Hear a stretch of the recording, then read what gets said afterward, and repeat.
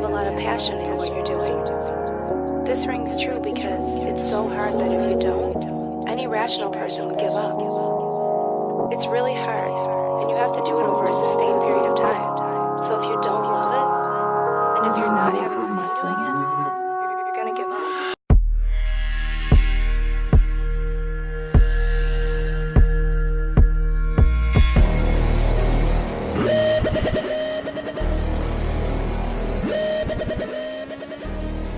What's up, everybody? Welcome to another episode of John's Untitled Podcast, the last one before the new year.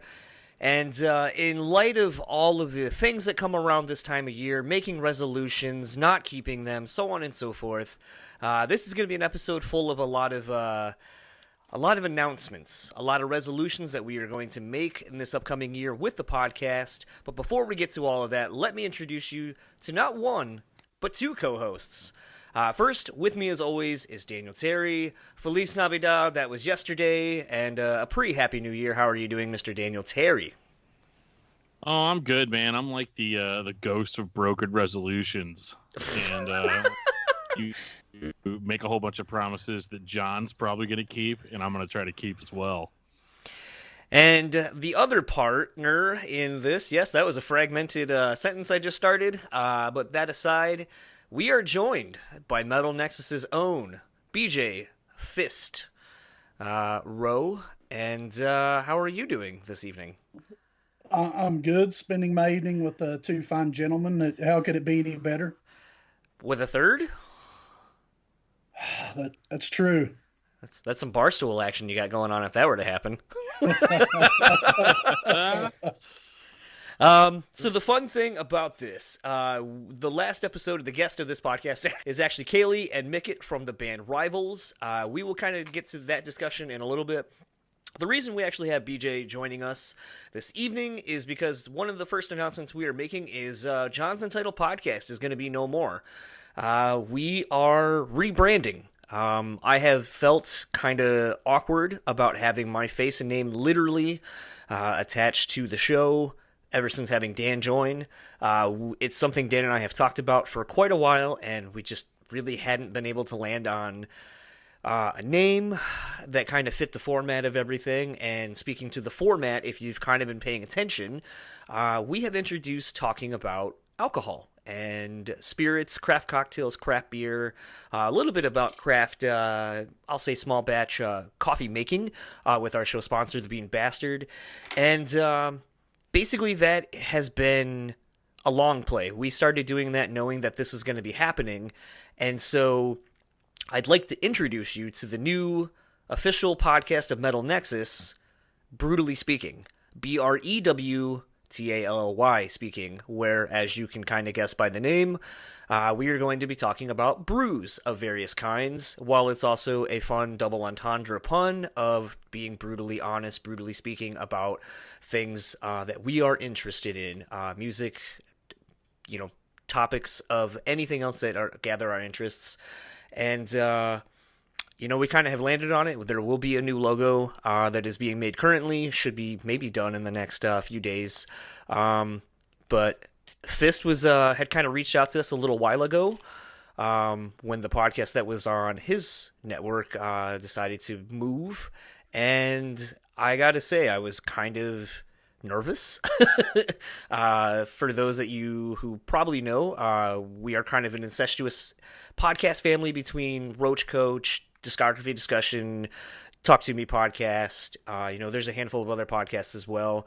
The Talk To Me podcast ended up deciding to step down from Metal Nexus, and that's where Fist kind of asked me if I wanted to take over. And I got to say, replacing the Talk To Me podcast is no small order. That podcast, big shoes, clown shoes, huge clown shoes, man. Yeah, like it's gonna take me and John putting each of our feet into one shoe to even come close. So I was gonna say all four of our feet, but we could do that too. Okay, I don't know how big clown shoes really are. They're actually surprisingly snug. The rest of it's just air. Oh, okay. So it's like a bag of chips. Something like that. Okay. But so I wanted to have Fist come on and kind of just talk a little bit about Metal Nexus for those who may not be aware of the site, and kind of why he chose to want us to be the official podcast for Metal Nexus. Tell me why you want me. Let me count the ways. Pretty much, I like to write and I love metal. I can't play any. I played bass a little, but let's face it, I'm not very good. So I couldn't really go pro with my musical instrument talent. So I figured there was another way that I could help music. So I've amassed a pretty great staff that's we're pretty much like family at this point.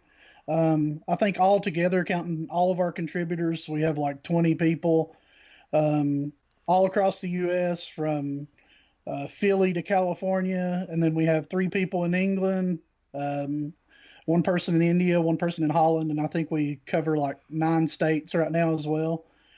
And the great thing is we cover a wide array of genres, anything from punk rock to black metal, pretty much, and everything in between. What about like polka metal, like accordions? Get some Fintrol in there. I'm sure that I've received a hard copy of that's wanting a review somewhere. I just may not have gotten to it yet. There's some very odd and strange stuff that I've received before. So. Yeah. But no, so this has been something that's kind of been brewing, pun intended. And if you've heard me say that before, there is definitely a reason for me saying that verbiage. But this has been something that's kind of been in the works for a little bit. We've just kind of been waiting for the new year. It seemed very fitting, apropos as it were, to basically do all of this. It's like I said, it kind of marries a lot of ideas, a lot of things. Dan and I we always talk about what we're drinking, but usually, like I said, I would always cut it out because I just didn't feel the need that it was necessary, but it's kind of fun. And I know definitely from interviewing different bands and going to see people on tour and so forth, obviously drinking is for better or worse a big part of touring and so forth, and a lot of people that aren't in super big bands have day jobs, and a lot of them are bartenders or work at bars because it allows them to leave for a while and then come back. So it actually, the more we kind of thought about it, just fit. Which will bring me to the cocktail of tonight. One of my resolutions for next year is that I want to get more involved in actually learning how to make craft cocktails. From the science of it to just everything, why different ingredients are used, seasonal ingredients and so forth, and just really have fun learning about spirits and craft cocktail making. So one of the first things I did was I looked at because whiskey typically is a drink that I go for. As such, I found a 25 cocktails made with whiskey, and so as a result I ended up keeping that, and one of the first ones that sounded interesting and relatively easy to make was the Hobnailed. Now in this it calls for pig's nose blended scotch. I'm gonna, full disclosure here, I'm using Evan Williams because I had a half gallon that was gifted to me. I'm gonna try a lot of these with cheap whiskey before I waste really good expensive whiskey. And the other thing too is I feel like if you can make a shit, quote unquote shit, bottom of the barrel whiskey taste really good, then I think you've kind of been able to really get the concept of the flavors and the flavor profile of the cocktail. So with that being said, I went for the Hobnail. I didn't use a blended scotch. I used Evan Williams. But then you're looking at a 3/4 ounce pour of ginger syrup, 3/4 ounce lemon juice. Let me tell you, finding ginger syrup is actually surprisingly hard.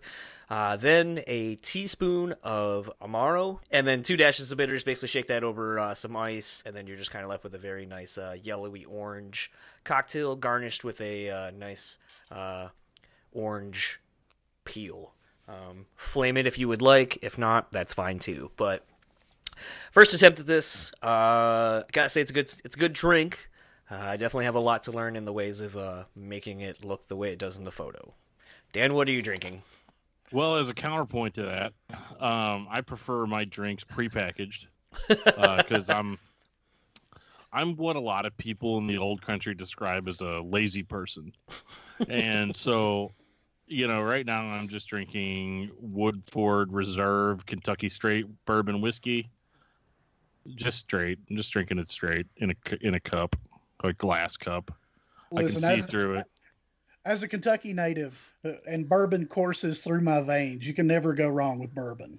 Absolutely not. I mean, it is for me, like my favorite part of it is really just the inhale after you take a huge swig, and you just feel like the entire inside of your mouth burning.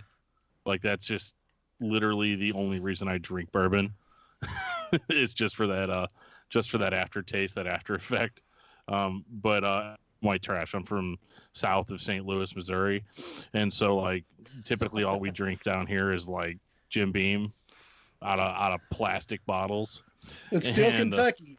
It's still Kentucky, so it's all right. Absolutely. This is a lot smoother than that, so like I'm not gonna have to excuse myself to use the bathroom a few times while we go through this. But typically it's weird that I'm drinking bourbon tonight because typically I'm more the beer guy. Like in a contrast to John's, just incredibly detailed mixing of different ingredients to have a good result. I'm typically more of the craft beer local. A lot of the beers that I talk about are local to St. Louis here where I'm from, and I'm going to try to reach out and just kind of get an idea, of what they've got going on, how they make their stuff, so that like when John gives a big long explanation for what he's drinking, I can be like, well, you see, I went to the brewery and I talked to Johnny and he said that, that way my input isn't always like, hey, I got this beer at a gas station. You should try it. It gets you drunk if you drink enough of it. But yeah, so I think the two of those combined, it should be a pretty interesting overview of the types of drinks that the artists that we interview are into. A lot of these band members are all about the craft beers, and if they don't drink, they're about craft coffees. There's even like they've got like craft teas out there now, and I'm glad that we're not just like cutting it from the podcast anymore. That it's become enough of a thing to where literally every night John and I get on Skype and we're like, so what are you drinking? And now that actually gets to be not exactly the center point, but a good way to start things off, especially whenever you talk to somebody as often as John and I talk. It's not all that interesting sometimes when it's like, hey, what's going on with you? I don't know, dude. You talked to me yesterday. What do you think? But Dan and I do talk quite a bit, and I think the other thing too is, without getting into so much of our personal lives, I think that you can learn a lot about Dan and I through our various drinking stuff. And if you can't tell, I guess a little bit about me. I guess maybe I'm pretentious and I try too hard. Well, I'm super pretentious and don't try at all, so And BJ, what are you drinking over there tonight? I'm actually not drinking anything alcoholic at the moment, but I do want to rep a kind of new bourbon distillery that I actually got a chance to try out Louder Than Life last year because, of course, it was canceled this year. It's kind of a new brewery. It's called Rabbit Hole. They kind of put a lot of money into the look of their distillery because, let's face it, like the Louisville area, there's the Bourbon Trail there. There's tons of distilleries. So for tours and stuff like that, you have to make it look nice to stand out. Place has a great looking facility. They put out a bourbon and a rye, and both are great. Personally, I like the rye a little better. But they're both affordable bourbons that are really good. I got a chance to talk to one of the distillers there that was doing interviews, talk to him a little bit. They won a couple awards. I think it was they won a Blue Ribbon for Best Newcomer. So okay. It was pretty great. But but like I'm kind of like Dan in the sense that more often I'm drinking beer, usually some imports or some craft beer. We just recently got a new craft brewery here in the town that I live in, and one of our staff actually works there and does tours, but he's getting ready to move to a bar that they're putting in at the distillery. So hopefully we'll get some of that beer for you guys to taste on the podcast sooner or later. Oh, yeah. For sure. And kind of getting back to the episode and the content contained within, like I said earlier, that whole thing. Like I said within, I had the pleasure of talking with Kalie and Micket of Rivals. They are a rather newer band on the scene. My wife has been championing them for the better part of about a year and a half now, and we went and saw them. They were the opening support band on Red Jumpsuit Apparatus' recent tour that went across the U.S. Super energetic live band. Kalie is a hell of a front woman. Everyone in the band has an interesting look and definitely keeps your attention focused on the stage, which is sometimes something that's lacking when you go see a newer, younger band. But this is definitely a band that has got a very refined sound from their Haunted EP that they put out beforehand, and definitely just kind of sees the band growing more to be who I believe they want to be and who they actually are and are capable of being. So kind of speaking more to the interview itself, I think this is as great a segue since this kind of was a longer intro, just kind of going over all things going on with the podcast. But back to the meat and potatoes of everything is the interview itself. So without further ado, this is my conversation with Kalie and Micket of Rivals, and we will talk to you afterwards.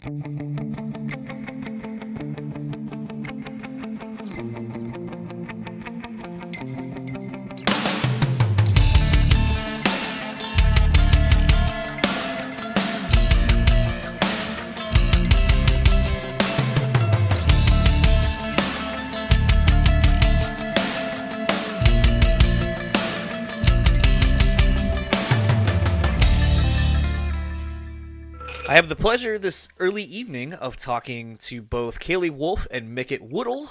Not Whittle, as I thought it was.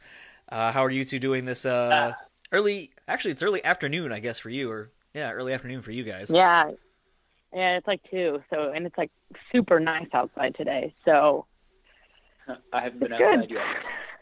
Hell, you're living that rock star lifestyle. You want to know what I already have done today? We took an Uber 2 miles away to go to Denny's for breakfast. I drank a whole load of coffee, and then we walked the 2 miles back to our house because we felt like walking. I'm trying to remember where in California you guys are, tentatively. We're in Los Angeles. Okay. Well, the time I spent in LA, I can definitely say that you can walk a shitload and not really feel like you went anywhere. Yeah, because it's so big. Yeah.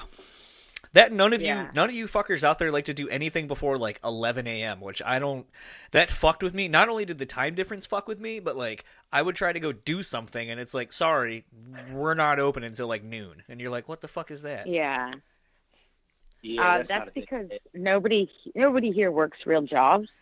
So nobody leaves their house until 10 a.m. Sad but true. It's true, dude. I don't understand. Like, I feel like nobody here has a job, yet everybody lives the most lavish lifestyle. I don't understand how it happens. Oh, it was expensive as shit going out there. I mean, that and I think the other thing that I thought was funny was indirectly fucking with people by pre-bussing my table.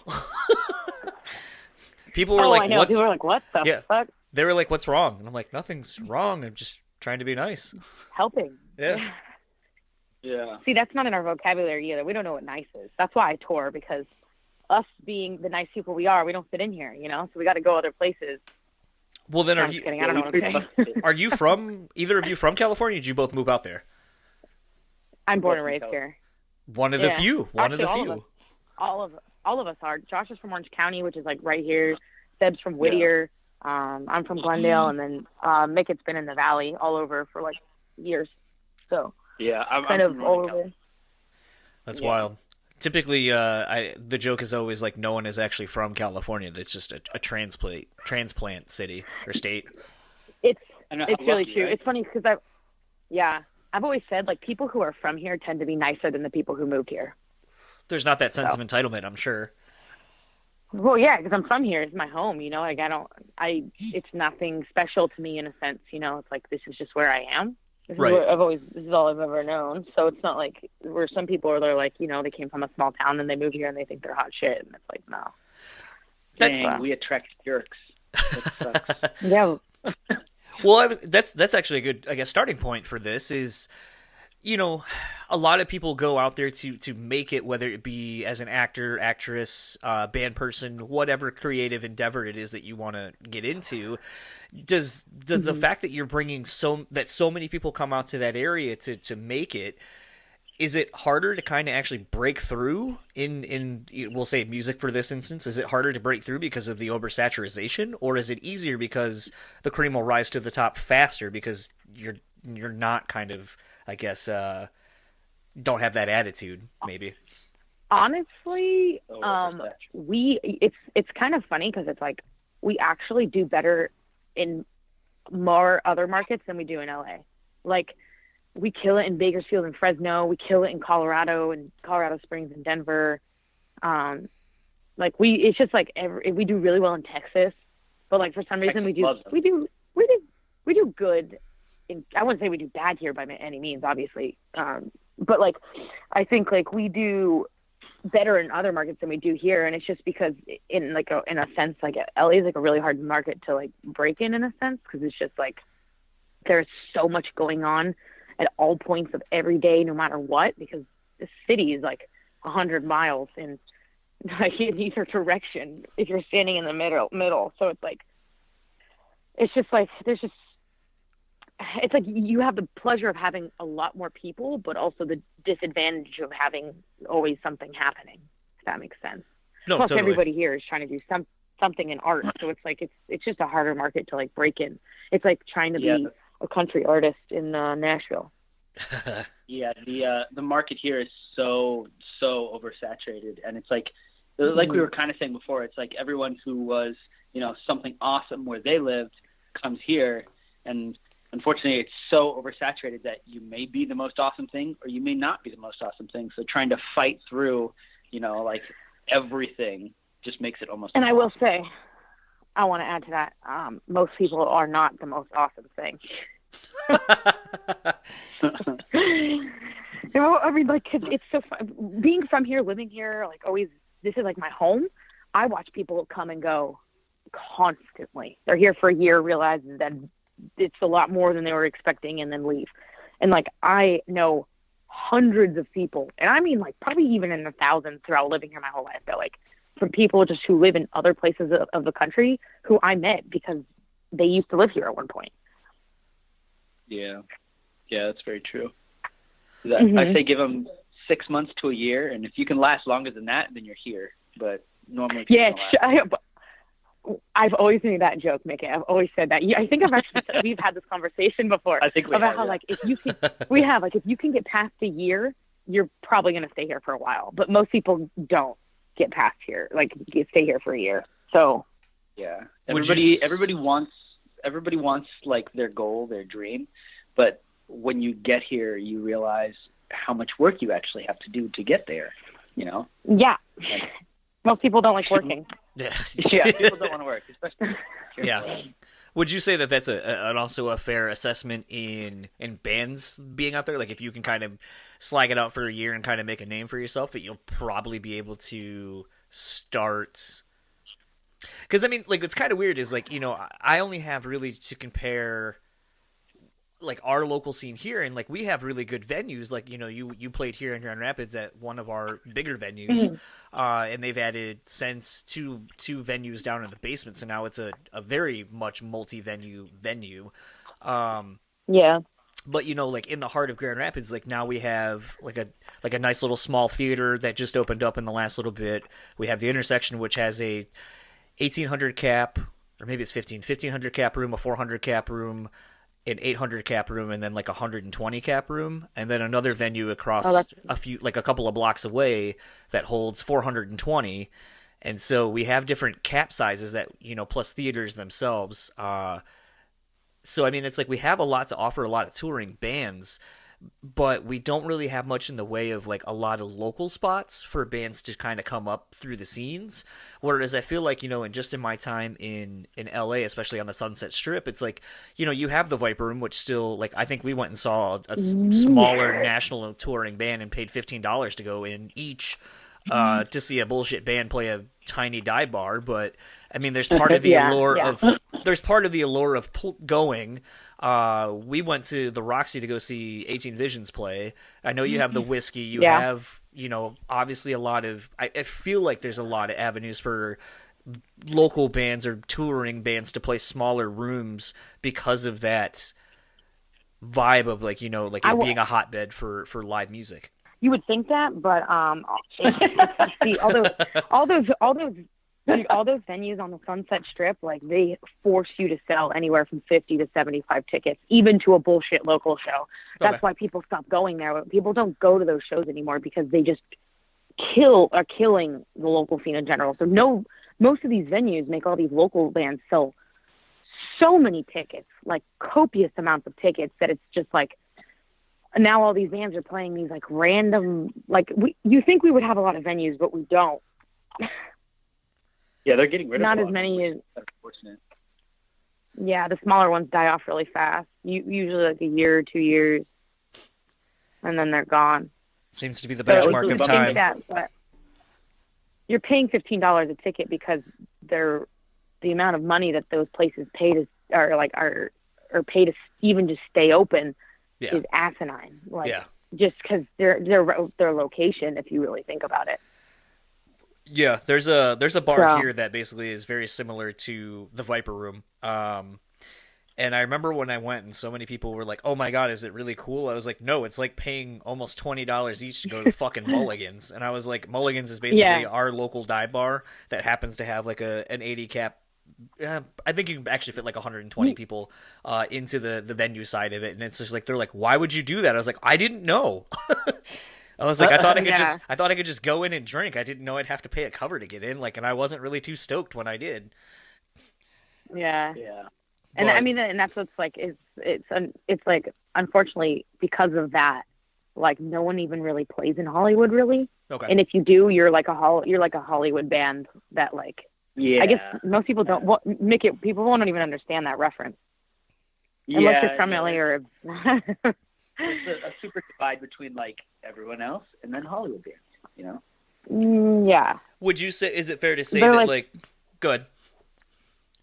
No, go ahead. I was gonna say, is it fair to say, a band like, because sometimes, and this is kind of a weird tangent to kind of get in on, but I think it'll kind of correlate really well into the progression of you guys over the last couple of years. Wait, I have a really good example of a Hollywood band. Okay. That Trenton band. Oh, Threaten? What is his name? Threaten. Yeah. That's a great example of a Hollywood band. That's kind of where I was going to go with it. I was going to say, are Hollywood bands basically the bands that either through knowing someone or paying to get on to good shows and so forth are seemingly the perception is that they are a bigger deal than they actually are because of either knowing somebody or just paying out the ass to get on a show, buy on basically. Yeah, the one thing that I've noticed a lot about Micket, I don't know if you agree with me on this, but the one thing I have noticed a lot about like Hollywood bands is a lot of them tend to be trust fund kids whose parents help them get onto a lot of really cool things, whereas bands like, us don't have that avenue of having extremely rich parents who will buy us onto things. So it's like, I feel like there's like kind of this like divide in a sense, and there's like, there's also like kind of like an attitude that goes along with it. Like, I don't know. It's just, there's like the separation, and I don't really know how or why it happens, but it's, what do you think? I can see that. I feel like most of the people in bands that I know that are a part of Hollywood bands are from other areas, and they move to Hollywood, and they don't typically have to worry about paying for anything. Like we were saying, because their parents are nice enough to pay for them, and then they just work on their music. And Hollywood, it doesn't seem like this from the outside, but like when you're close to it, like we are. You don't realize that Hollywood is a bubble, and like if you live in Hollywood, you don't drive, you don't go anywhere far, you just walk to anywhere on Hollywood Boulevard or Sunset Strip, and that's literally probably as far as you go. Yeah, like I got that vibe. And they don't venture out, and so they get this idea that they're like super cool, I guess, and then they're like, oh, I'm huge in Hollywood, look how cool I am, I know all these people, I can go anywhere I go or I want, and you're like, okay, cool, well, what about the rest of the world? Yeah. So, but is there some sense though that if you can make it there, that you can make it anywhere because of that. No. The hardship of trying to. not. No? No. Okay. I didn't know if it was kind of like it's to your advantage if you can make it there, like because of the adversities you would have to go through. I don't know any band that's made it out of Hollywood. That's like gotten out of that realm of like that facade that they portray. I don't know if you have Micket, but I can't think of a single not off the top of my head. one. Yeah. The only thing that I've noticed is that like if you make it in Hollywood, it's almost like you know everybody, and like Hollywood is only so big. It's only like a few miles. And like then once you leave Hollywood, you realize that nobody knows who you are. Nothing matters. Yeah, nothing matters. Yeah. Okay. Yeah, that's the one thing that we've learned about touring is that like not even just Hollywood, because we're not big in Hollywood, I guess, or we're not a Hollywood band. We're not big anywhere.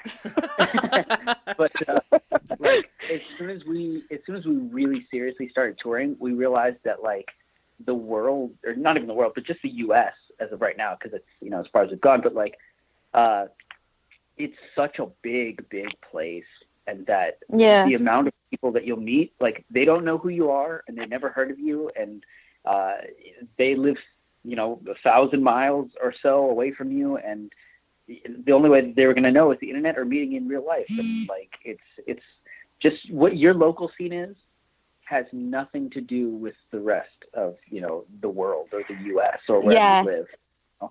Every scene is different. It's so funny because it's like some bands are like huge in one scene, and another band will be not big whatsoever, and they could be the same exact genre and like could totally tour together, and for some reason one is bigger than another, but then you go to a different town and that other band is huge there and the other band's small there, and it's just like it's super weird because it's like, and that's part of touring. Like sometimes like you'll be on a tour and you'll do an 800 900 cap room, and then the next day you'll play a 200 cap room, and it's just based on like the people there and how they connect with your music, I guess. Does that make sense? Yeah, it does. I mean, I've seen it like, going to see, like Every Time I Die is like and it's a thing I beat to death on this podcast. They are like one of my favorite bands. And I have, at this point, I've seen them play Warped Tours where they are like the band like everyone's going to see. But I've also seen them play to just about nobody.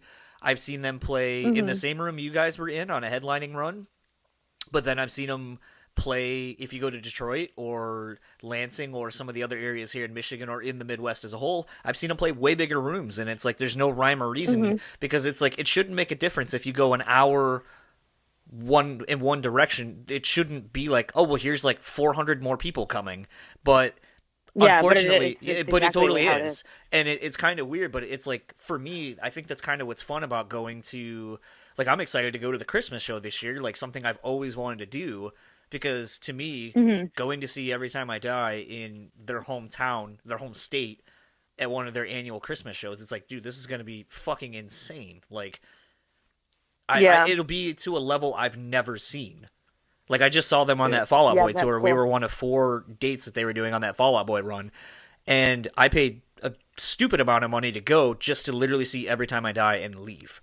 But it's like, I'm never going to see them in an arena. Like, it's never going to happen again. So exactly, yeah. It was weird, but I'm glad I had the opportunity to go and do that. Yeah. It's kind of sad if you think about it, that you have to be like, you're like, this is never going to happen.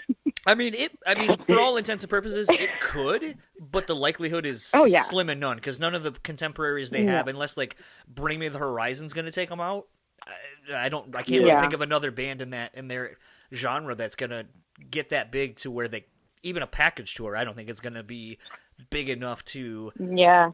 Because I mean, like, they did that Ghost Inside tour with like them, 100th, and somebody else, and like that was in a 1,800 cap room. Like, they did the one with Hatebreed, Job for a Cowboy, Terror, and somebody else, and it's like that again was in the same venue you played at, just in the main room. So I mean, it's like even some of the biggest names in that scene aren't even enough to fill an arena. Yeah, that's crazy. This is so weird to think about. I know. Sometimes I don't know if people actually give a fuck that I know like cap numbers and talk like more business side of things, because no one really ever comments on things like that. But I always think, to me, like, that's the interesting thing, because I mean, I was just making a comment to somebody else the other day actually about how, when I started, like, when I was getting a tattoo from my friend, and we were talking about how, you got into tattooing because, like, you liked art. You wanted to do this creative thing. However, as a result, now you have to be an independent contractor and know about your 1099s and, like, all this kind of stuff. You are basically a business owner. And how all these things apply. And it's like, you all had a passion for music. But as a result, now you are marketing people. You are branding people. You are... the things that you have to know because of now this trying to be a career for you. It's like there's so many other things that you wouldn't even think that you have to know, but you do. Like, okay, like I can probably sit there and go like, what are your margins on your t-shirts? What's the, like you have to start knowing these metrics that you have to hit. And it's kind of wild when you really think about it and break it down like that, like how much more is involved if you want to be successful that you have to start taking into account and literally pay attention to. And it's wild, like, when you start doing all that. I feel like that's what comes into, like, okay, for example, how in the beginning of this conversation, we were talking about how people realize that things are a lot more work than just making music, you know? And, like, that's why people leave LA. They realize it's way too much work, and they don't want to do that. Like, it's simpler. Sometimes it's simpler to just go fucking work at McDonald's, And, like... And that's fine if that's what you want to do, and that's what you're, whatever, like, go do it. But like music is more, especially being like in a band that's doing well. Like, there's a lot more that goes into it than just making good music. And like, as much as I want to say like it's like all like, and I'm all for the music. Obviously, that's why I'm here. I love making music. I love writing. I love all of that. But like, it really comes down to like, there's so much more. Like you're saying, like figuring out your numbers, what are you trying to hit, creating goals, how are you going to hit that goal? How, you know what I'm saying? It's like, it's so much more than just like, I get to play music every night, because like people don't see the aftermath of, or the beginning of when we load in, we're counting merch in, counting our money, we load out, we're counting our merch out, making sure everything makes sense, making numbers make sense, keeping all our receipts, making sure our spreadsheets make sense, make sure there's money not missing. Like there's like all of these things that you go through, and you sit down and there's like, and I guess you could probably stroll through it without doing it until you get fucking audited, or somebody's being like, hey, where's half the money that is, you know what I'm saying? Until like something happens, and then you're like, oh, well, fuck. And then like, and there's just so much more to it. But, I mean, I don't know. I feel like just people don't realize how much more work is related to music than just music. Yeah, you're not just getting together with your friends in the garage. Like, you're starting a business together. Yeah. Well, that's where you gotta understand. I was gonna say, that's where even like, something that I find interesting, even though it's very calloused and cold-hearted, is when you listen to like Justice podcast, and he's like, when you get together with a band, like, and you guys are all jamming and shows start happening or whatever, it's like, do you immediately start going like, okay, well, like, you don't contribute anything, so you get nothing, and everything's going to be split, and you like start coming up with like pub deals and splits and shit, and it's like, a lot of people would probably be like, well, no, like, we're all in it together, and it's like, well, yeah, but most bands, like, not everyone's, it's not equal, unless that, it's like, okay, it's not, yeah. And so it's like, maybe it's just kind of, it's like I said, it's just really fucking cold and calculated the way like he breaks it down like that, and I'm just like, fuck, you're so right, it is, because like if this was anything else, you're gonna start, there's like a pay scale, a pay structure for things like this shit, and it's like, why is it that bands are the ones that it's all for one for all until it's not, and then it becomes a way bigger deal than it kind of should have been if you just would have had the awkward conversation right away. Yeah, no, yeah. I agree. To go along. But see, like, that was something that, like, I've had a conversation with Micket on, like, me and him, obviously, we're, like, really good friends. We sit down a lot and have conversations like this. So it's, like,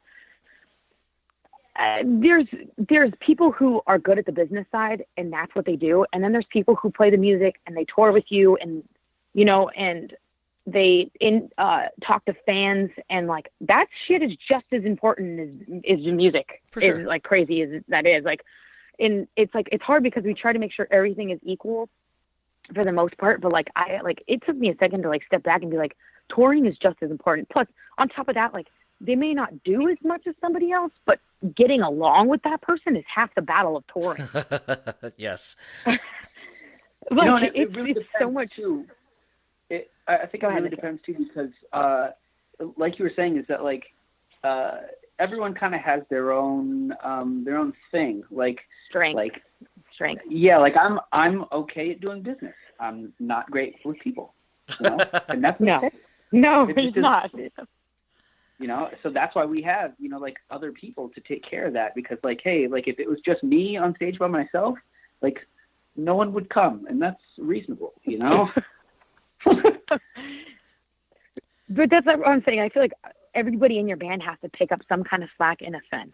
Yeah, like sure. Whether it's being a good person who talks to people and is a good salesperson, like that's also important. Somebody standing in your merch booth being like, hey, you want a shirt? Okay, what about a CD? Like having somebody who has like the ability to do that, like that's Josh for us. Josh fucking kills it at the merch booth. He's really good at like talking to people and overselling them. Yeah. And like that's important. Like Seb's really good at connecting with the stoners because he's a stoner. But I wouldn't be good at that. I would not be good at that because I don't smoke weed, you know. And like there's like I feel like everybody has their things. Like Micket's good with gear. I'm good at talking to people ish when I want to. You're good at talking to other band people. I'm really good at talking to other band people. Yeah. Yeah. But I feel like singers also like have this like weird connection with each other. Like anytime a singer talks to another singer, it's like always like there's always this like I don't know. It's like this weird connection that singers have. Yeah. Yeah. Well, I mean, I guess for those who are maybe wanting to know more about you as the band and as the people, I guess we should kind of segue a little bit into your record. It was kind of funny going back and listening to, because my wife actually is the one who kind of introduced me to you guys and gal you people. And you can call me a guy. I don't care. I'm pretty much a dude. My grandmother would lambaste me if I said that, because whenever she would, if we went out somewhere, she would be like, "I don't know about the guys, but us ladies or whatever." And coincidentally, my wife and I get called ladies and you gals all the time. So I know that sometimes it's a bit annoying. But no, like, I don't care. Going back and listening to the Hunted EP. It was kind of interesting to see because I didn't know that there was another album out before Damn Soul, so it was kind of interesting to go back after really only knowing the album that's out now and going back and listening to the EP, and seeing how much of a growth there was from one to the other. And I had found an interview, I think actually the whole band did it, but both of you actually were the two that talked the most. And Kalie, you had it's said usually that, how it goes. Yeah, I was going to say, Kalie, you had said that basically you were touring with Micket's old band, and then when he decided to leave, he had kind of been like, "Oh, I know you can sing. Like, let's start this thing."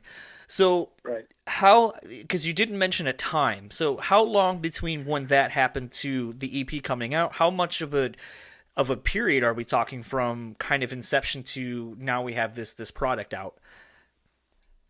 So we toured together when I was 17, and the only reason I remember that is because Micket had my mom sign a waiver that I could go with them because we were going over state lines and I was a minor. Oh yeah, I didn't even think about that. And so my mom, that's fucking kidnapping. Yes, no, but no, my mom was like, yeah, cool, whatever. And so I went on tour with them, and I was shooting photography at the time. Like I always sang, but I never really like thought about doing it as something serious by any means. Mm-hmm. And then at 18, I ended up starting to make pop music just kind of for shits and giggles and for fun. And at 20? So this is 2014. So yeah, I was 20. And Micket hit me up, and he was like, "Let's make music." And I was like, "Okay." So I was like, I think it was probably more 2013 because we didn't really put anything out for like a while after because we were kind of just getting everything together and like the whole writing thing. And so it was probably like 19. And then we wrote Hunted when it was then. And then then immediately after finishing Haunted, like literally almost like one of the next songs we wrote was Over It. And that was the first song we wrote for Damn Soul. Okay. It was, because like what's kind of interesting, and like I said, is just the growth from kind of being, I guess, more of like I always feel like labeling anything kind of makes it a disservice, but I was going to say kind of like a pop punk kind of vibe to it. Whereas like I feel like it's one of those where I feel like it is the classic example of a band just kind of getting together, figuring out who they are, and then usually like I think there's a reason Damn Soul kind of feels like what I would say really is a perfect representation of what Rivals is, because it's more fleshed out, has more continuity between the songs and themes and stuff like that. It feels like a full-on band realized, not we're figuring this out. And I don't know if I'm kind of putting too much on that or if I'm on the right wavelength. Oh, no, you're totally right. I actually think, I think one of the biggest contributors to our sound was actually our Heathens cover, to be honest with you. Like that was like a really great gap in between us going more like poppy, heavier, synthy. Yeah. And like we loved how that song turned out, and it just kind of pushed towards that direction, and that's just kind of what happened. And I guess people keep telling us it worked out in our favor. So it's kind of funny because when I was listening to it, and I don't know why, because I'm not the biggest fan of this band, but there's a couple of instances musically and vocally that kind of remind me of mainly of Lacey and early Flyleaf. Like it has like this weird kind of very big dynamic, like hook driven kind of poppy stuff. And it's like part of me kind of wondered how much of that is because it's like, oh well, of course it's another like female fronted rock band or whatever. But then part of me is like, no, because like the thing I liked about Flyleaf more so than actually like who the vocalist was or whatever was just the way the vocals actually were, and kind of like the content of the lyrics, and the way that the band seemed to work really well, and like I just said, like knew who they were, and they played off a lot of their strengths, and to where you don't really notice like, oh, I don't like this song because of X, Y, or Z. It's like I kind of like everything just because it sounds good. Like even if I'm not 100% on that song, like it's like, well, I like everything. So, and that was kind of like a weird thing for me where I was like, man, I haven't thought of Flyleaf in fucking forever. And God, I love them. I love them so much. I was gonna ask if that was potentially an influence for you guys. You know what's funny? It wasn't at all by any means. But I did really like them growing up. So maybe like subconsciously, you know, like I didn't realize it. Did you say you've gotten that comparison before? I mean, I've gotten every female fronted comparison on planet Earth. So I've gotten In This Moment. Actually, the only one we haven't gotten is Hailstorm, but that's kind of because we don't even remotely sound or close. I get In This Moment a lot because of vocally we're both kind of like very dramatic in a sense. And then I get that. Yeah, and then we get Flyleaf because like the heavierness with the poppy vocals. Yeah, which makes sense. We've gotten Evanescence, which that one I don't really understand too much. Maybe the synths. That one I guess maybe it's synths. Maybe. Of course, every female fronted band on Earth gets Paramore, so. Paramore. I do hear a little bit of that, but maybe it's more of the vocal delivery, like some of the enunciation of words is more. I hear it more. I'd also be a damn liar if I said she wasn't an influence, because she was essentially the staple in our generation's female.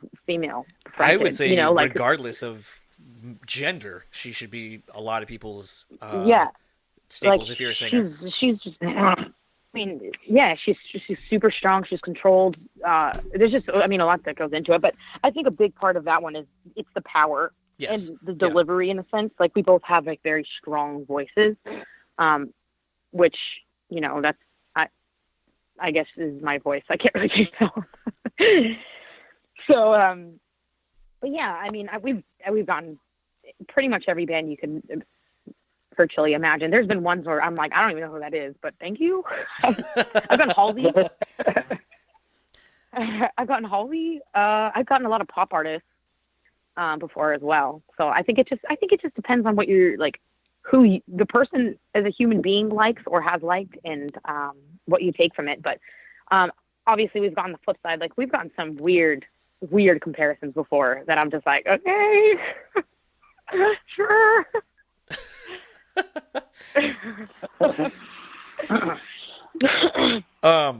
So something, because I feel like, and like I said, I wasn't really aware of the band. I don't think you guys toured too much on that EP, that I can recall. That I, at least through trying to dig a little bit and look online and be like, oh, Rivals 2015-16 touring, and I didn't come up with a whole lot. We also disappeared and changed our name. We were RVLS for a couple years. Oh, so you pulled a Harvard. Sure. Okay, so it's funny. We were Rivals. We were spelled out Rivals when we first started. And then when we released Haunted, we changed it to RVLS. Uh-huh. And then we kind of rode the RVLS till right before Damn Soul, and then we added the vowels back in. And for people who have been here since then, were really confused at the time. They were like, why are the vowels back? And we were like, we felt like it. Because we're still Rivals. It's still the same name. Sometimes we take the vowels in, sometimes we take them out. And that's also why all of our handles we are RVLS. Right. Well, I was going to say Harvard, they were a band kind of in the vein of, it's kind of hard to pinpoint them, but very much like an indie, like a kind of an indie rock with like kind of a little bit tech leanings a little bit at times. But they were Harvard for a record, and then the college sent them a cease and desist, so they just took the vowels out, and they became HRVRD. So that's great. The whole I thought it depends on like trademarks are like depending on like it's a music, like you can't get a musical group confused with a college. I guess they probably would have been fine. Harvard sent them a cease and desist, so like straight up. They could try to sue them. I guess when you're an indie band, though, you probably don't want to take on a major Ivy League school, especially one that's kind of known for. I think they're known for like lawyers and their judicial. Yeah, they are. Yeah. That's literally what Harvard is. It's law school. Yeah, exactly. So it's like I don't think I would fuck with them either. They got thousands of lawyers. Pick one. Yeah, but no, like. Something I kind of wondered too, with being a more younger band. I mean, you guys are tentatively like not experience wise, but just as this band are 3 years, 4 years, going on 4 years old. You've kind of have been around since Apple Music, Spotify, like all these things have been readily available for a lot of people. And something I kind of wondered, do you find that has.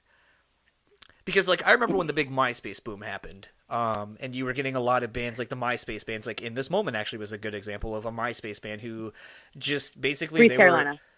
Okay, that's another good one, yeah, for sure. 303. Broken Side. I'm sorry. Yeah, I mean, I guess those are all really good examples as well. But just bands basically that kind of didn't need a label behind them to do anything because they had these platforms to kind of DIY it and build their fan base naturally. So what's kind of interesting now in the day and age of, analytics, being readily available on iTunes, Spotify, like, hey, these are where your songs are like impacting, so on and so forth. When you're looking at touring and maybe you can see like, I don't feel like singles are as much of a thing as they used to be because, looking at like Damn Soul, I think like 2 or 3 of your like bigger songs, I don't think are technically singles. I may be wrong on that, but just kind of thinking about like the single culture, how it used to be versus letting your fans kind of pick what becomes the big hits off of a record. Do you pay attention to those kind of things and kind of take that into consideration when like going on a tour? Like, okay, like a song maybe we weren't expecting to land at all is like our 3rd most popular song that we have. Like, wow, crazy. So our song, To Layla, it's the last song on the record. It actually doesn't have as many plays as anything else or anything, but when we play that song live, I have people who cry on my shoulder. I have people who come up and just hug me. And like, there's something about that song that just like people connect with really, really well. And like, even though it might not have most plays, as like, say Over It, granted Over It was a terrible example because that was like our biggest one, but like doesn't like live wise has probably the highest connection rate than any song that we play live or have recorded, besides maybe Moonlit. Right. So, yeah. Wait, I don't even remember the question. Just basically, it's just basically like in the day and age now where analytics and all this kind of stuff are readily available to a band. For you guys being so young, does it help inform you? I guess like if you were to take a single or to make a video, like maybe you might be like, oh well, this is going to be our next single off of this, and maybe it would be like, you know, if we're talking about you know, the newest Damn Soul, like, you know, maybe you might be like, oh, Gunslinger might be the single, and then you find out it's like, oh, well, Talayla is actually a way bigger, it does way better when we play it live, so maybe that's going to make me rethink, like, how we invest into doing a video or whatever. So, okay, super weird. When we, like, first were like, okay, we're gonna do these 3 songs as singles, which was the 3 we released prior to the album. They ended up actually being probably our most connected with songs in a sense when it comes to like analytics online, which was Over It Low and Moonlit. Right. And then we filmed Damn Soul, which was the second single. We actually ended up choosing Damn Soul because it was one of the highest ones that didn't have any push behind it and it had the most streams. That's kind of the reason we ended up doing Damn Soul.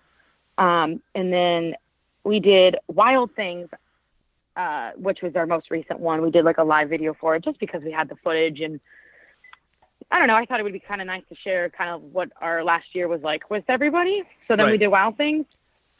And I still want to do a video for Gunslinger, but I have a really cool video idea for it. And if I can't do this video for it, then I don't want to do a video for it. It's because I have a really specific, really, really cool idea that I want to do for Gunslinger. And if we were going to do it, we would need a lot of money. And I don't know if we really want to spend a lot of money. So we might end up pulling the idea from Gunslinger and putting it on one of the newer album songs if it fits. Okay.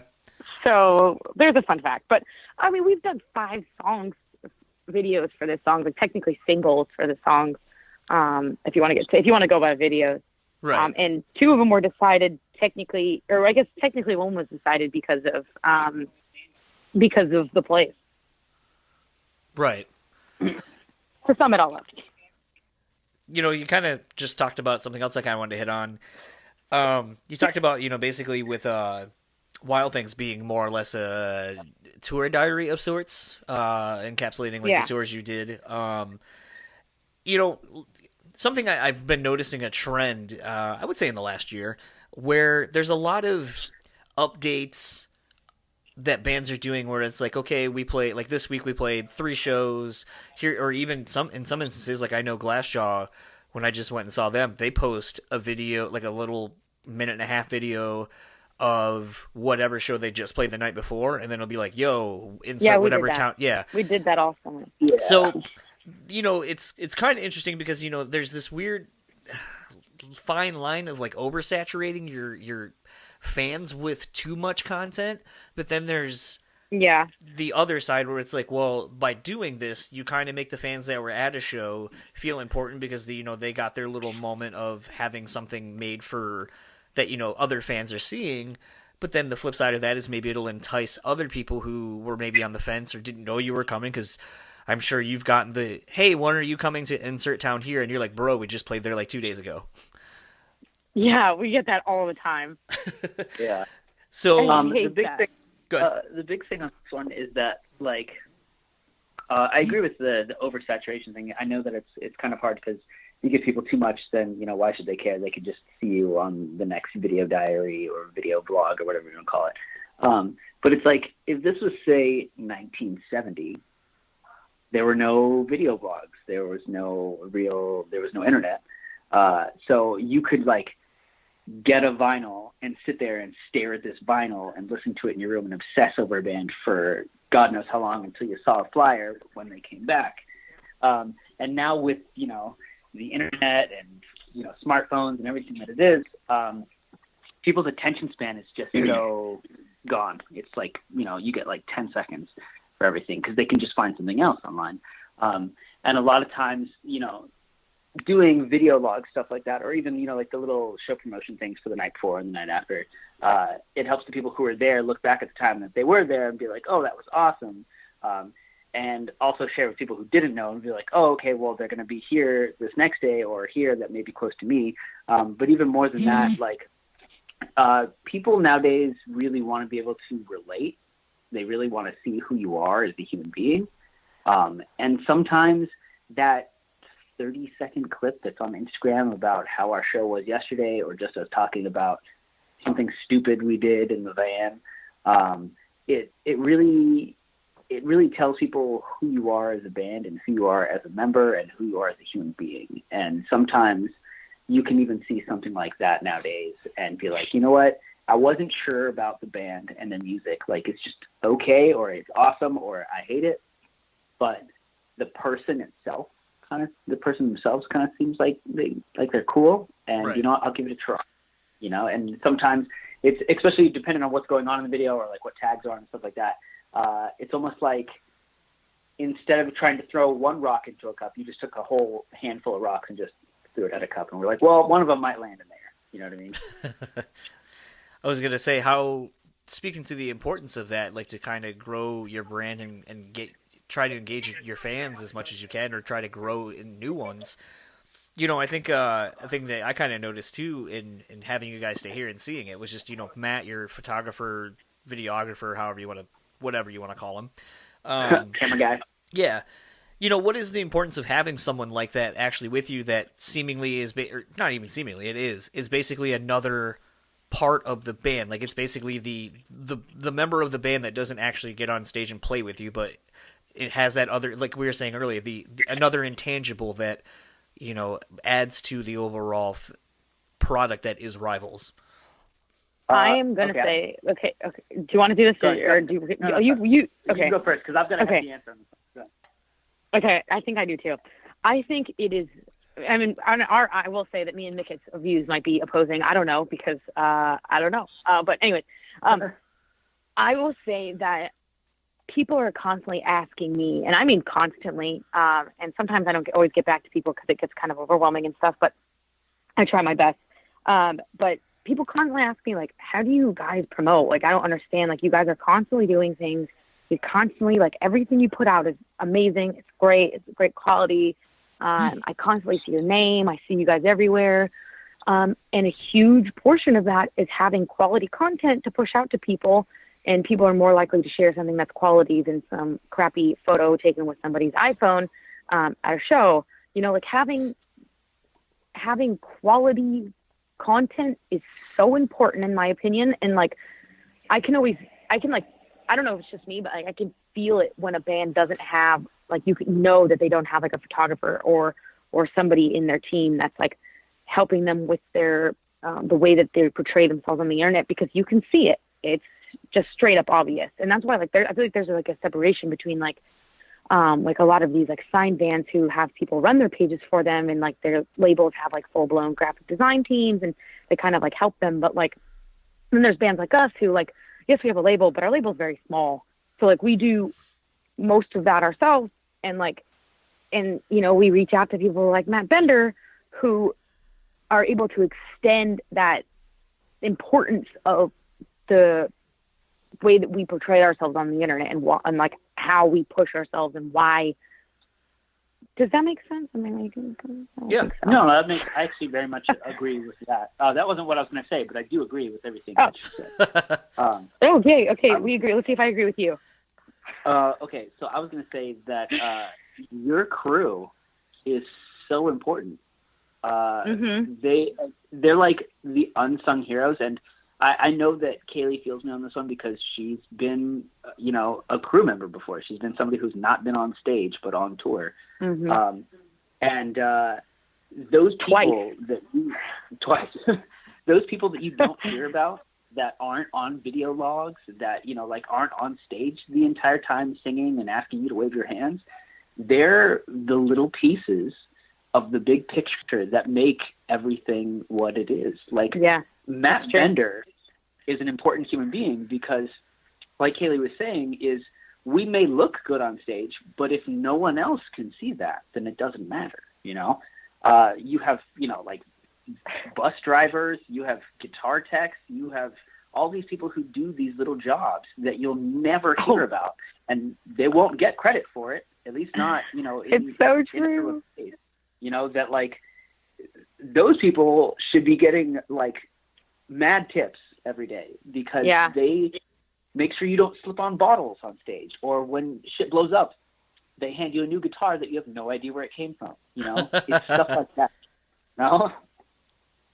Granted, we don't have any of that. We just have Matt Bender, who we are very appreciative. Yeah, he's our dude. He's our MVP. He kind of does everything. Like, he helps us drive. He's shooting photos and videos while, like, pretty much stage teching, like stage managing to make sure we don't die on stage. And if we need anything, he's always there to help us. And like, he's kind of become like our superhero, who, sleeps on the floor between our bunks. But like, I agree, Micket. I agree with that one. I agree. Yeah. That's very true also. Yeah, those people are super important. important. Micket, we agreed. We don't agree a lot, so that's not true. It's like 50-50. That's compromise. Yeah, that's basically the key to any successful relationship. Yeah. I kind of wanted to talk a little bit about you guys working with Cody on Damn Soul. I'm trying to remember. Did he actually produce the record? I'm trying to remember the vinyl and remembering all the credits at the bottom of it, or did he only produce? Let's just say yes. Okay. Yeah, he worked. Yeah, we worked with a couple different people on different songs, and like some people worked on some, and some people worked on others, and but Cody did a lot of drums and a couple like synth stuff, and he did a few things on this one. He's doing a lot more on the newer one that we're writing right now. Than the last one, and so this one we're working with John SB and Cody right now, and then we're just kind of riding around. Like, we're just working with a bunch of different people on this one, just to kind of, I don't know, get some different avenues, trying to feel it out. And Right. The question I was going to have, though, is I was going to say, what did he bring to the sessions for Damn Soul that you guys felt were missing from Haunted Hunted? Besides looking absolutely gorgeous the whole time. I'm just kidding. Micket, do you agree? do you No, I don't. You don't agree? But, I'm telling you. What he brought from Haunted Hunted, I'm actually going to say, and this may not seem right to everybody, but being that with Haunted Hunted, me and Kalie really wrote like all of it, most of it, a good portion of it. Mm-hmm. And then, being with the producer and stuff like that, I feel like we tried not to bring most of Haunted Hunted. We tried to just let that go. Like, this is such a evolution, such a change. Like Damn Soul, when we went into writing it, before, like Cody had been involved, and even, after Cody had been involved, and when we had talked to him, it was like Damn Soul has to be not just a new version of Rivals. It has to be the evolution. It has to be what we want to be. Not what we are, but what we want to be, and past that. Mhm. So we really didn't. We really didn't look back at Haunted Hunted and be like, "Let's sound like that." We were like, "Forget that." Yeah, not at all. We're and better and bigger. And we're kind of doing that on this album too. Okay. Yeah. Not totally forgetting it, but we're definitely we're definitely gonna have. We're just being a lot broader on this one. We're gonna have some poppier songs. We're gonna have some heavier songs. Definitely heavier songs. We're gonna have songs that sound like Damn Soul. We're gonna have I don't know. We're experimenting. We're trying to be the new 21 Pilots. I think Bring Me the Horizon is trying to be the new 21 Pilots, according to them. Yeah, I don't care about. I think Bring Me slays everything they do. I just want them to continue making music. That's all that's important to me. Well, I think it's obvious that they have been able to expand on their sound and really hone it since they added I can't remember the guy's name, Kevin? Whatever their I don't know. samples guy is. Oh yeah. I know who you're talking about. Because he like produced the last record and everything that he's been able to do to help flesh out the live sound, and also what he does on a.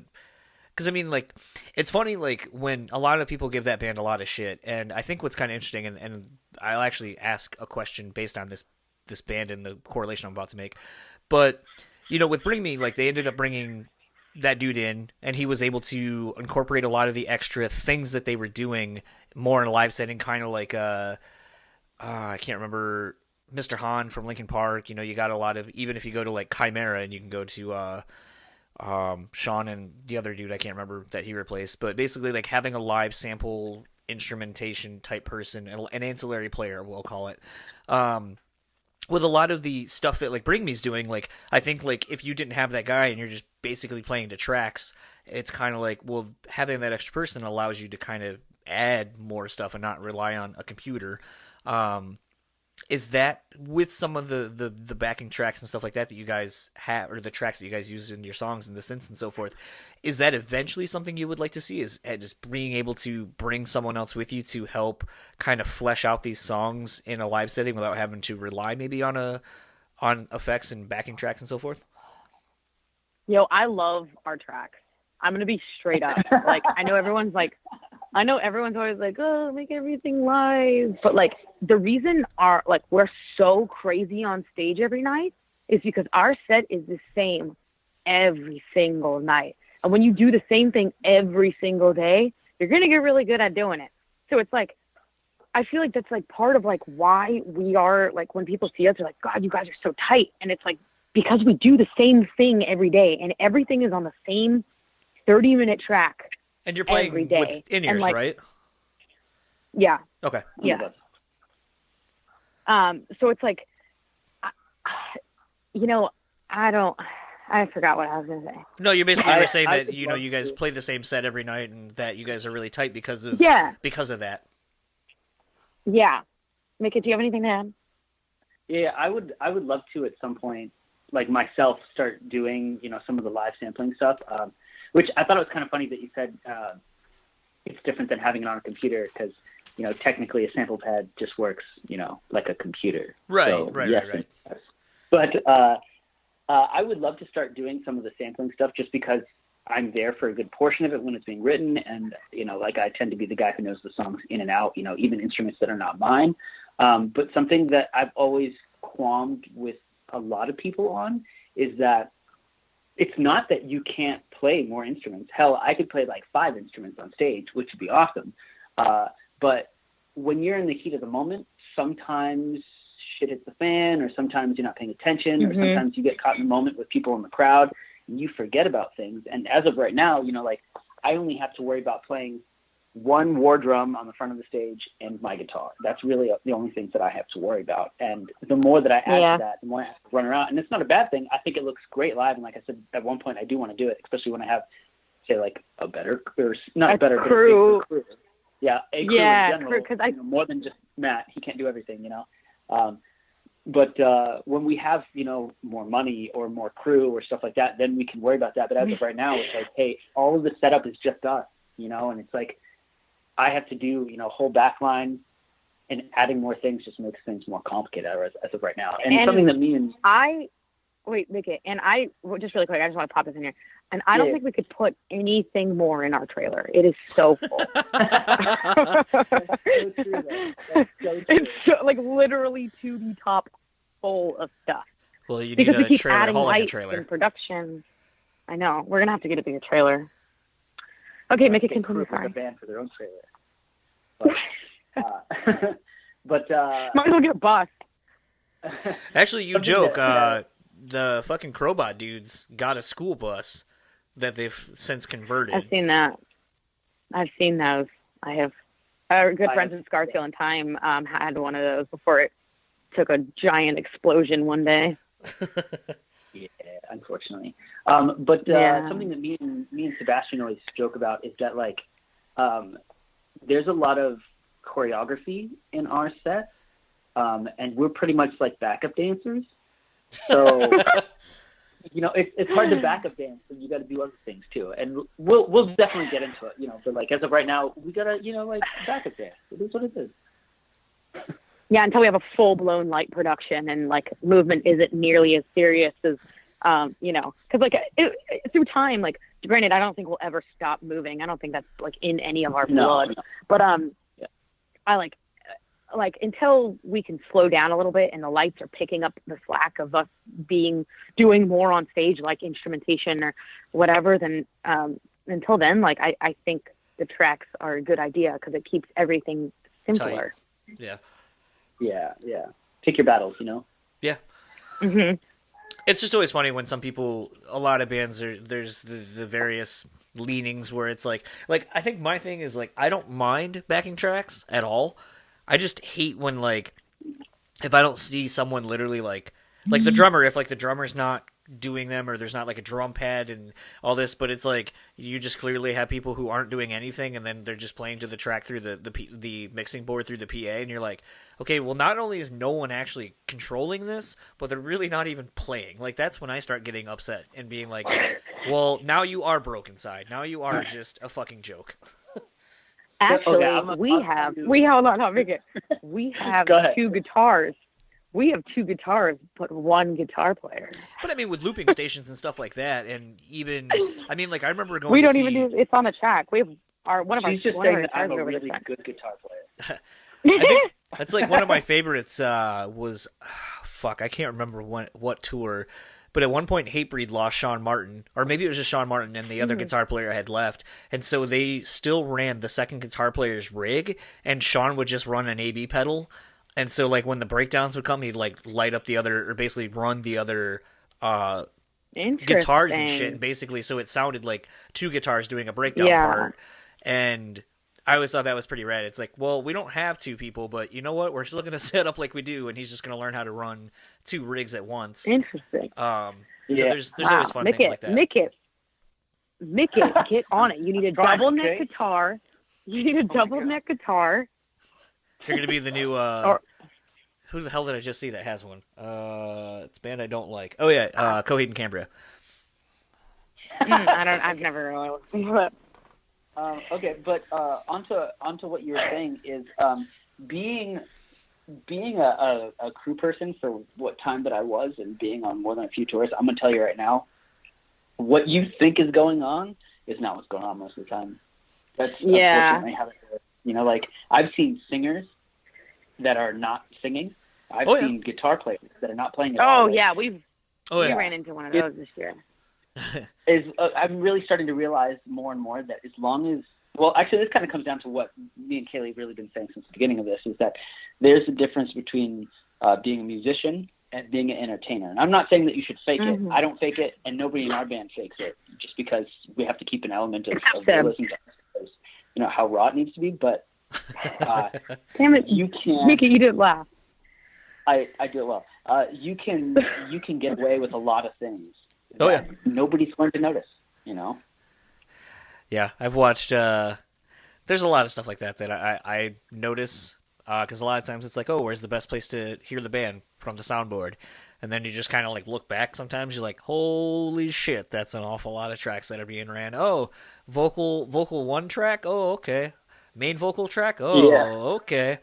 And it's like you would think more people would be a little more like Wizard of Oz like that with that shit, like not let anyone really be able to see that. But like going to Warped Tour 2 years ago now, and having an all access pass, I was kind of shocked at. I mean, I wasn't, but I mean, to some degree, there were some bands that I was like, I didn't even think you had tracks at all, let alone this many. Like, holy shit! And I kind of see. I mean, sometimes those are because people are running shit through like Access X, and it's like their tones are being changed through those programs. So it could just be the tracks you're seeing aren't actually tracks. They're just like vocal effects, program changes. Oh, okay. Does that make sense? Yeah. Micket, does that make sense? I'm not crazy. It's fine. It's kind of. Yeah. But no, I agree. It's really one of those things that like every time I die, I don't know what their track situation is at all. But like whomever anyone else's favorite band is, you'd be surprised that when you listen to them live, like it sounds amazing, and there's a damn good reason why. Because it took a lot of work. Like put it to you this way: go to some garage show and listen, and then go to any 800 cap room. Well, like they're running tracks. I think the room.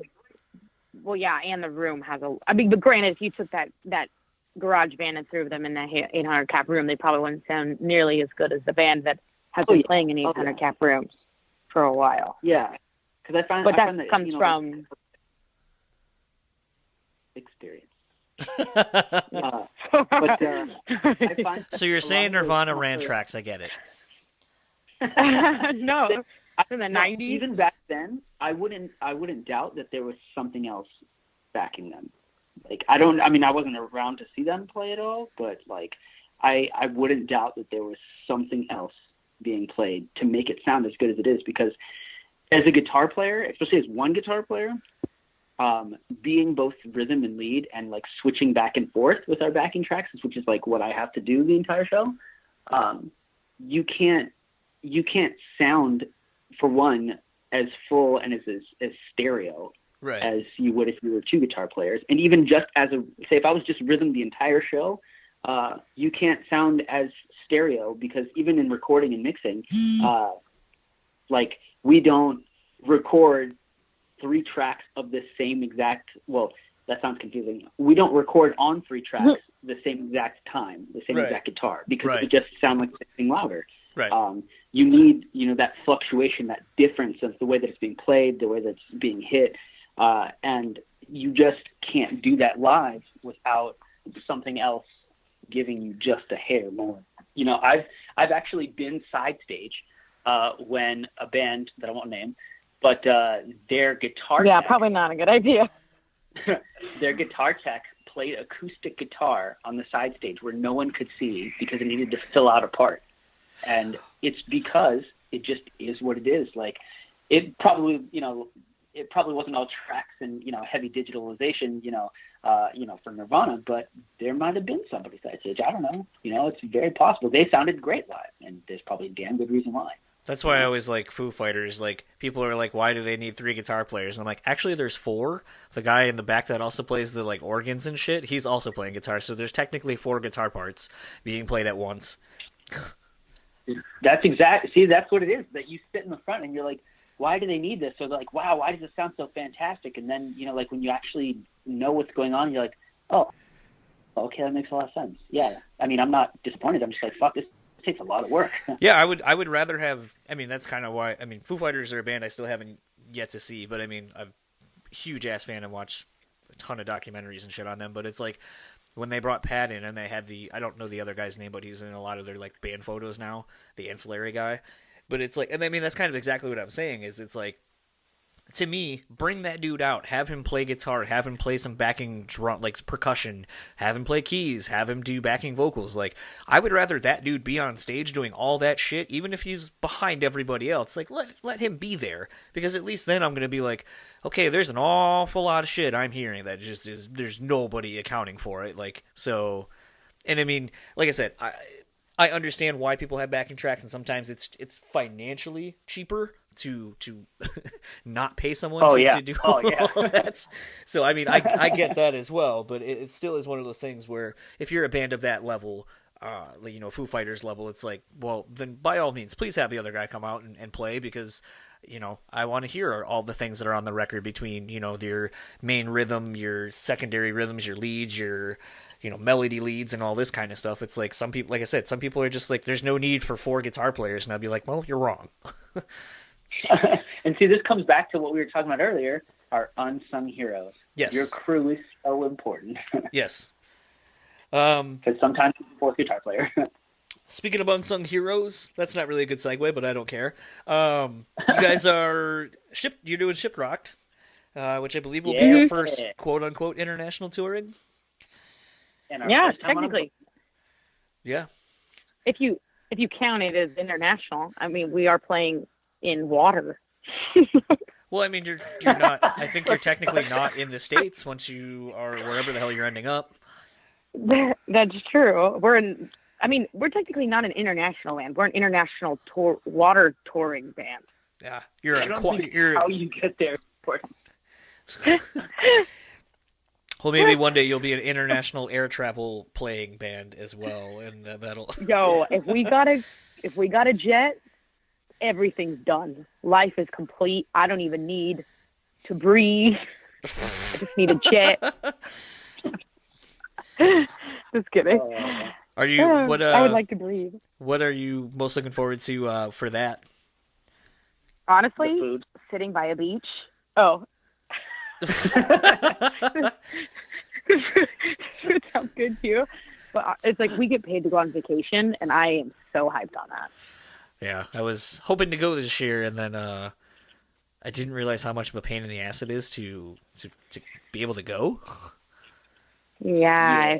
Like the it's passports aren't the Houston. easy thing. It's like you have to know somebody who's been on before. It's like this weird like cult thing where it's like, oh, do you know someone who's already been on? Well, they have to basically vouch for you. Or I mean, I'm kind of joking with it, but it is a bit of a process. Like basically, the people who the people who have already gone years before are the ones who basically like get first dibs on tickets and so forth.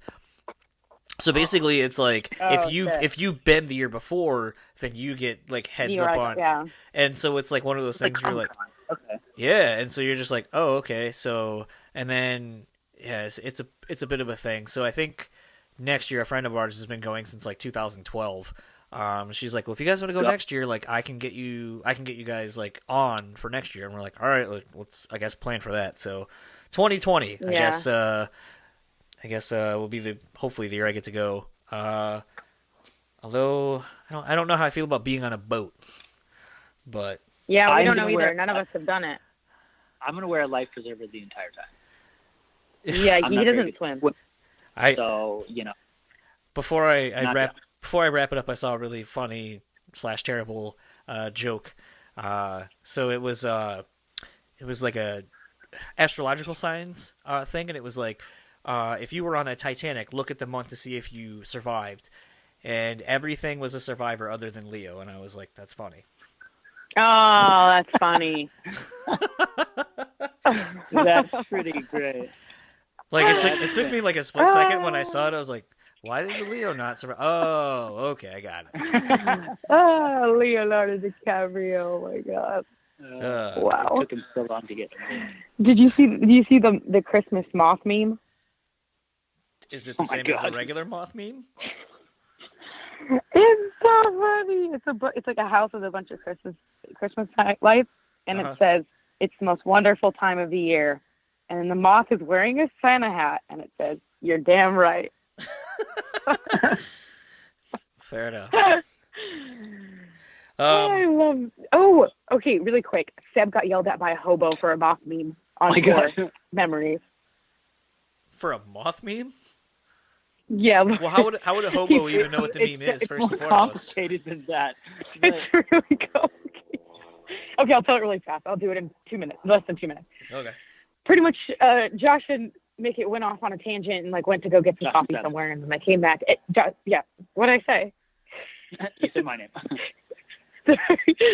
Fuck. Josh and Seb went to go get some coffee, and me and Micket and Taylor were also asleep in the van. And we come back, we can hear. I wake up and I hear Josh and Seb are outside talking outside the van, wherever. We're in like a city, and then all of a sudden I hear some guy yelling really loud, and then Seb is like, "What the fuck do you want?" And I was like, "Oh shit, here we go."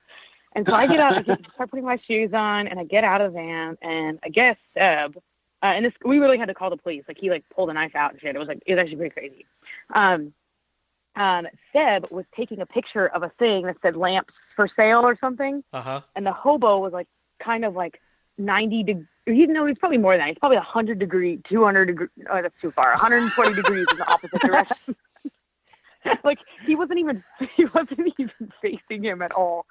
And the hobo was like, "Why are you taking pictures of me and laughing?" Like obviously the guy had like something wrong with him. He's like not all there, which is, I feel sorry for the guy, but he was like, "Fuck you! Like I'm not even talking to you." And so he doesn't even get the picture of his meme. He walks back, and this hobo starts yelling at him. So yeah, Seb got yelled at by a hobo for a moth meme. I said he didn't even end up getting because yeah. So yeah, we are rivals. What are the rest? I mean, you already talked time. about you already talked about how you're currently working on some new stuff. Other than Shiprock, what does 2019 hold for the band? God, I have no idea. Well, I mean, like you just. I mean, the weird thing is like you tentatively like Damn Soul or Damn Soul isn't really even. I don't think it's a year old yet. So I mean, is there still life? No, we still till February. Yeah. So is there still life behind the record? Or are you still kind of wanting to tour behind it, or is it kind of ready to keep going with something new? I think until we write new music, we're gonna have to keep going.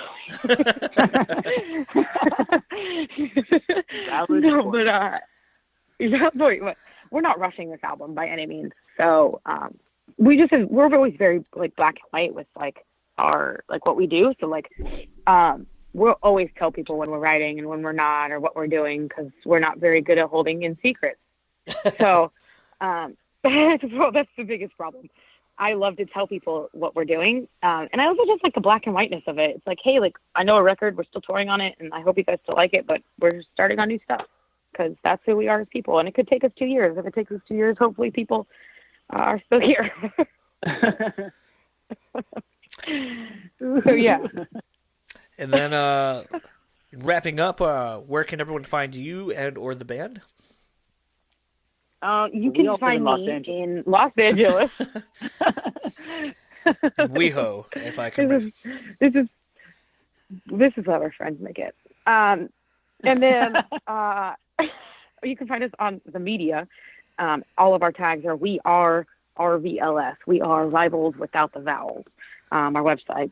That's our website, our Twitter, our Instagram, our Facebook, our YouTube. You can actually type into Google and all of it comes up. Yeah. Our Spotify, all of it. Whole 9 yards. And then lastly, I always like to end these out with a song, so what would you like me to play it out to? Doesn't even have to be yours if you don't want it to be. Ooh. Can we do make it we have to agree. Architect's Doomsday. Okay, I'm down. Yeah. All right. But that was the fire. So that was my conversation with Kalie and Micket of Rivals. Dan, you couldn't be there because I think you were probably preparing for the holidays in one way, shape, or form or another. But what did you think of that? It's pretty good. I learned a lot about like what kind of people from California I should avoid and which ones I shouldn't avoid. A lot of that. I like hearing interviews with new bands. I like kind of hearing new perspectives and kind of ideas about, you know, where they're going to go, what they're trying to get out of the experience and all that. So I thought it was pretty solid. I mean, sometimes you have to ask some of those questions, like when did you get together? What, you know, all that stuff. Cause like it literally doesn't exist for them, you know? Well, it is kind of weird because I mean, like, even if you go to like back to like the interview I did last year or so with this Leith from BREWtally or some of these other bands, literally these are like the first interviews some of these people are even doing on a scale like this. I mean, like one of the ones that I remember is Jeremy from Earthgroans. I went to Google anything that he had done and I couldn't find a single fucking interview.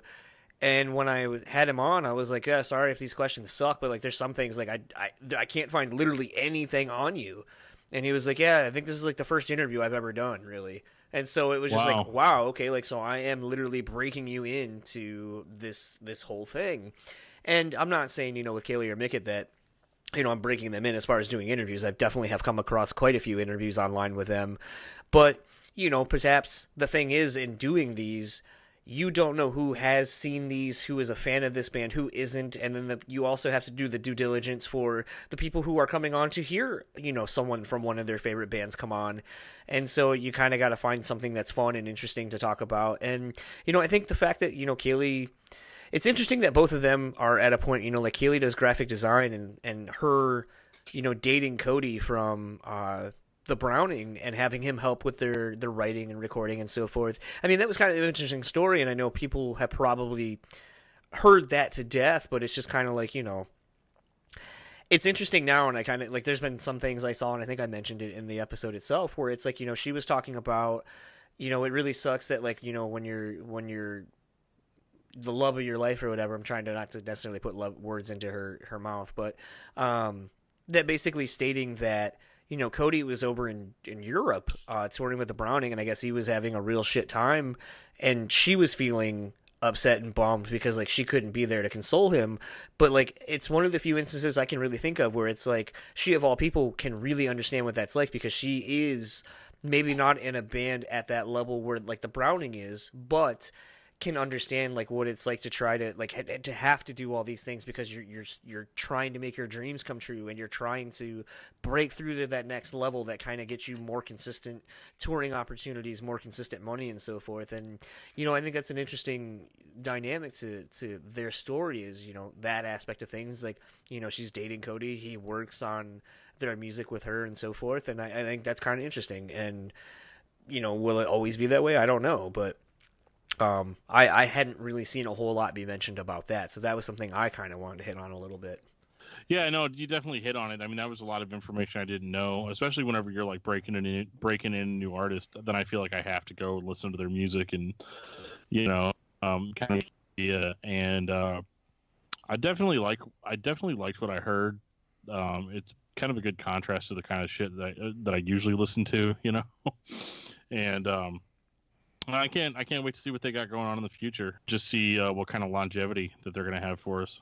I definitely think it's one of those where I think the best is yet to come from this band. And like I said, my wife has been trying to go see them for a long time and has been championing this band for a while. And, I got to say, a lot of the bands that she does that for, I actually really enjoy getting to talk to. I've been able to talk to a handful of them. I'm going to knock on wood and hope that I can get Winston from Parkway Drive on maybe in the new year. That's a big band she's really been into the last little bit. All that being said, if you would like to keep up with Rivals, you can find them on the social medias, the Facebook, Instagram, Twitter.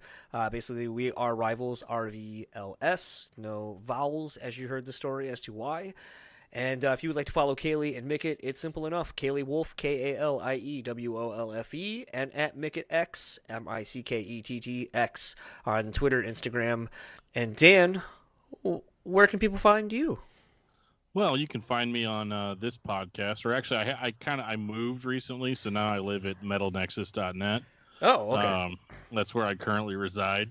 But you can find me on Facebook, Neil Terry. You can follow me, Metal Dan, and you can find my other podcast, Discography Discussion, at discussmetal.com. And if you would like to keep up with our show sponsor, The Bean Bastard, you can find them at thebeanbastard.com. Sadly, my favorite blend is going to be no more. I heard the Shitters Full Blend is going to be gone. It's all sold out. I was told that there's 2 more bags that I'm going to be getting here pretty soon, because it has literally become my everyday coffee. But I am excited to try the BREWtally brew. See, coffee, brew, still works. Name works on a lot of levels. But I have heard through the grapevine that perhaps the Shitters Full Blend will come back as something else that'll be more of a mainstay. So if you weren't able to get your hands on that, there's going to be that. If I do get one of those bags, I'm still debating on sending Dan one, but I'm also really selfish and I wanted to keep it for myself. So maybe you'll get a half bag. I'll send you your corn thing back this week, and maybe you'll feel better about it. Oh, okay. If you would like to keep up with the podcast, we are in the process of actually getting new socials. We're going to start all over.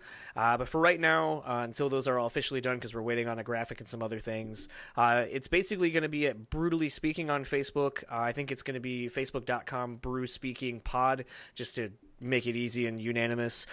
Twitter is at BrewSpeakingPod or BrewSpeakPod. And Instagram, if you're already following me there, I'm just going to switch that. Maybe I'll make a new one. If I make a new one, you know what? It's probably going to be at BrewSpeakPod. How about we just say we're doing that? It's going to be under BrewSpeakPod.